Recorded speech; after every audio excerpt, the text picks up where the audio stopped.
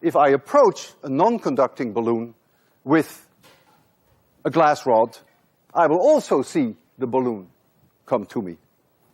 And so I can easily show you that. It doesn't make any difference whether I choose glass or whether I choose rubber. I can do it with both.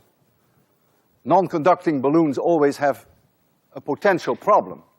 The potential problem is that they can be charged by themselves, just like the metal balloons can be charged by themselves. However, if I touch the metal balloon, then any charges there will immediately flow through me to the earth. We will understand that later, because this is a conductor. Remember, the electric fluid is conducted by a metal, but not by a non-conductor. So with this, it's more difficult.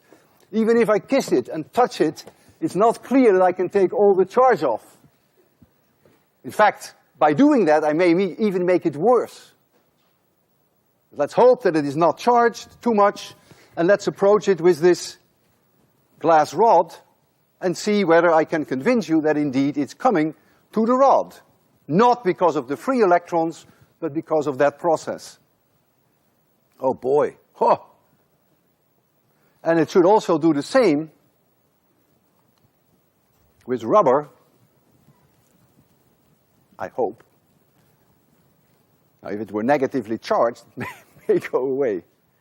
It does go away, so it is negatively charged. You see that? By touching it, I actually probably charged it, and there's not much I can do about it.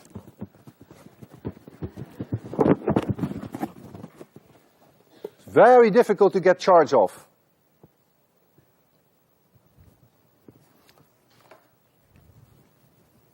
I already had a suspicion when I approached it with the glass. It was too eager to come to the glass.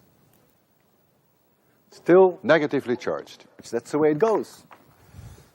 It's not because the demonstration fails, but it's because the balloon is charged and doesn't want to give it up because it is a non-conductor.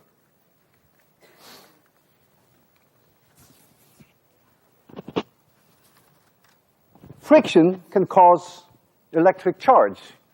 And that's exactly what happened when I touched this balloon and tried to discharge it through friction. I may actually have charged it.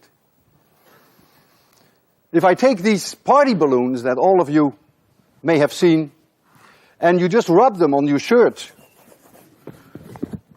on your trousers, they stick to my hand. They have charge on them, whether it's positive or negative, I don't know, I don't even remember, it's not important. And so when I bring them to my hand is not a good conductor. But you get induction, this phenomenon that we just discussed. And so the two attract each other. The positive and the negative side attract each other. And you can stick them on the ceiling, or you can stick them on the board.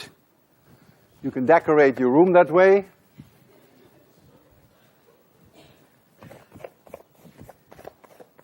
It's very pretty, isn't it?